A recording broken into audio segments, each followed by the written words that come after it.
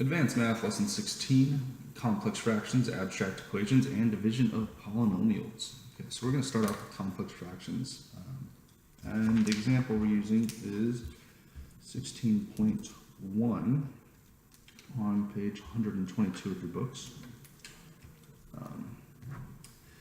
And we have to simplify this fraction, which is, the numerator, x, is very simple. The denominator is composed of a polynomial, which is composed of a fraction, which is also has a denominator of a polynomial with another fraction. So what we do here is we start from the smallest fraction. This tower could go down in the denominator, it could go up through the numerator, or it could stretch in both directions. But we're going to start at the smallest level. And we're just going to simplify this denominator right here. And again, using our rules of fractions, even though the numbers change, our rules don't change. To add a whole number and a fraction, we put the whole number over 1, and we find a common denominator. So b over 1 is going to get multiplied by d over d.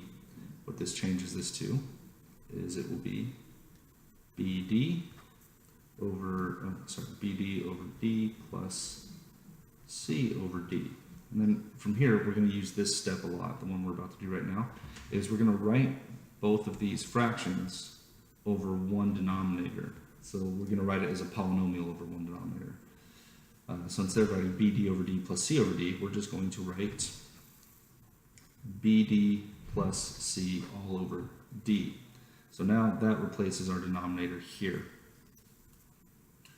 And then it gets a little more complex. So well, honestly, this is as complex as it gets. We're just going to keep doing these same steps over and over again. So now we have a plus m over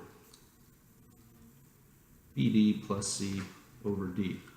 So now we got to simplify this one. The way we're going to do that is we're going to take this denominator, we're going to invert it and multiply it. I show that by drawing this funny squiggly line because I'm pretty much taking it to the numerator by inverting it, and then I multiply it over here. So what's going to happen is I'm going to have m times d over bd plus c. And that's simply just going to become md over bd plus c. And as you do these more and more, you won't use as much paper doing these because you'll get used to the steps and you won't have to write all this multiplication or addition stuff down in the end. Now we have whole number plus a fraction, put the whole number over 1, find the common denominator. Common denominator is bd plus c.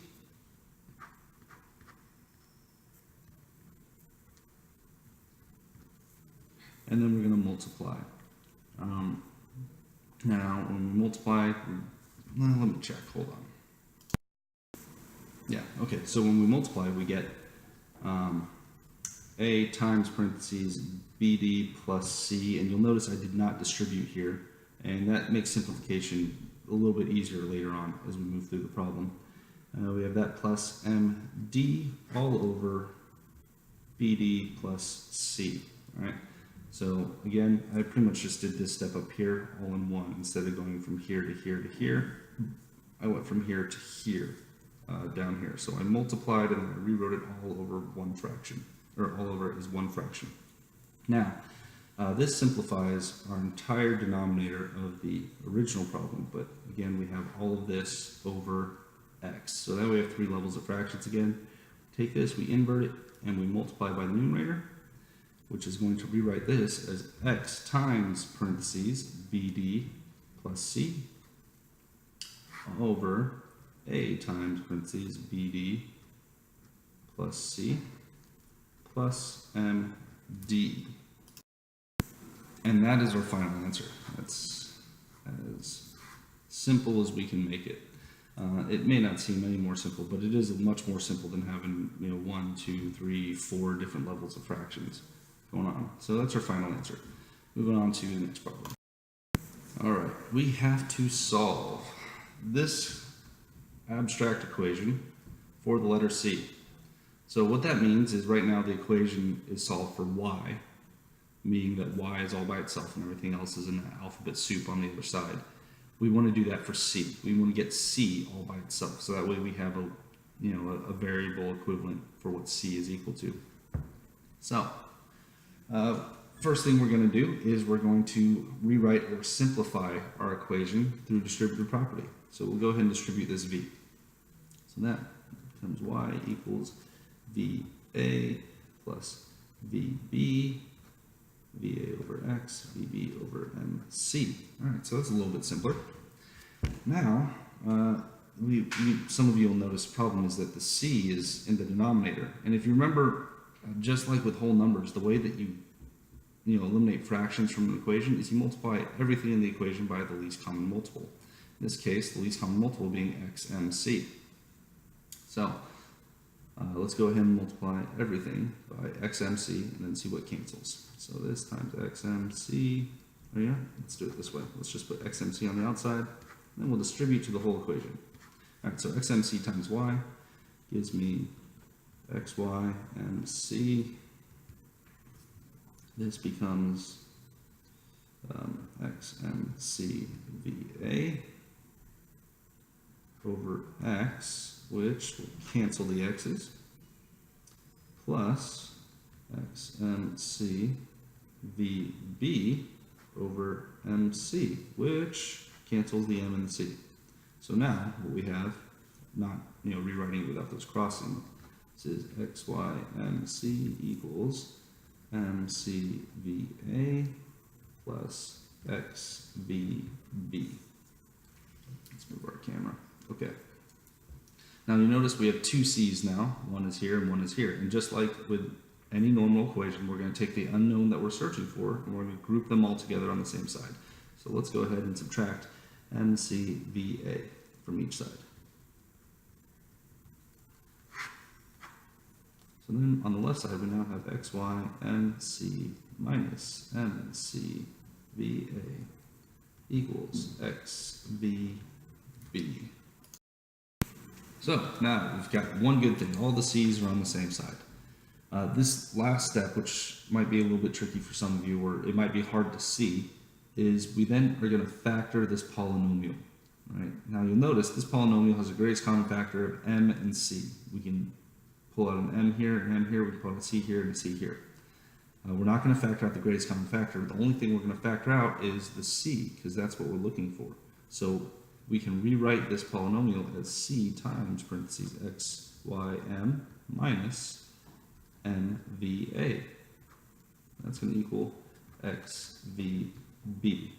And now once we've factored it out, and this is in parentheses, we can think of this as one whole idea or one whole number. We can divide by that number, because that is acting as the coefficient of c. So if we divide each side by that, this side will cancel. The only thing left on this side is c. So c equals xvb over xym minus mva. That's your final answer. All right, moving on to the very last problem, division of polynomials.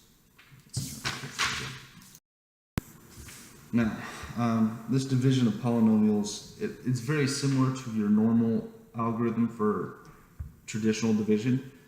Just changes a couple things, and we'll go through those right now. So what we have to do is divide x cubed minus 2 by x minus 1. So let's go ahead and set up a division problem. X minus 1, or the divisors on the outside. And then I'm going to start writing x cubed minus 2. Now, one of the first differences that you'll notice is that if we're dividing polynomials, whatever power the highest coefficient is always going to go to the left, and we're not going to skip any gaps in between. See, right here you see we have x cubed, but we skipped x2 and x and went straight to the whole number 2. We're going to add x2 and x, but if we add them by giving them a coefficient of 0, we have not changed the number, because anything times 0 is 0. This is essentially saying x cubed plus 0. And then we're going to do 0x squared plus 0x.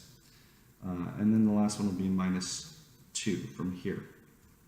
Now you might be asking, why do we do that? Well, the reason why is because we have to be able to go through each level of powers in order to get a proper answer. So just remember, you cannot have any gaps when you are dividing polynomials. You have to have, the highest exponent, in this case x3, x2, x1, and then x none. So make sure you have your exponent all the way down to your whole numbers. From here, we look at our lead polynomial, which is x, and we see how many times that will go into x cubed. Now this is where it gets a little bit confusing. Most people would say, oh, well, that fits in x cubed times. Not quite. The way that we check this is we're actually doing the division step, right? And so if you were to divide, say we had a normal division problem, we had 5 going into 25, right? Well, you'd say, okay, that goes in 5 times, right? In the same way, you'd say x goes into x cubed 2 times. Yes and no. Essentially, the step we're doing here is we're dividing this number by the divisor. So in this case, if we had 25 and we put it in a fraction form over 5, then yeah, we would get 5. However, if we take x cubed and we put it in a fraction form over x, we don't get x cubed. What we get is x2, or x squared. So when you do your division step, remember this exponent is always going to be 1 lower than whatever it is you have. So we have x squared. Next, we're going to go into our multiply step. When we multiply, we're going to use distributive property. X squared times x gives me x cubed. X squared times -1 gives me -1x squared. Now from here we do our subtraction step. This is like the number one most forgotten step from anyone. When we subtract, we put a minus in front, right? But this minus has to distribute amongst the polynomial. So essentially you change the signs. So when we subtract, this becomes -x cubed, and this becomes positive 1x squared. So we subtract, these cancel, 1x squared comes down, and then we also bring down 0x. Again, same steps all over again. X goes into x2, positive 1 time, so plus x. When we multiply, we get x squared minus x. From here, we do our subtraction rule, where we change both signs. These cancel, we get plus 1x, and then we bring down the minus 2. Now, how many times will x go into x? Exactly positive 1 times. 1 times x gives me x, 1 times -1 gives me -1. We do our subtraction rule, these cancel, and -2 plus positive 1 becomes -1. Now, x will not go into -1. So now what do? Zoom out.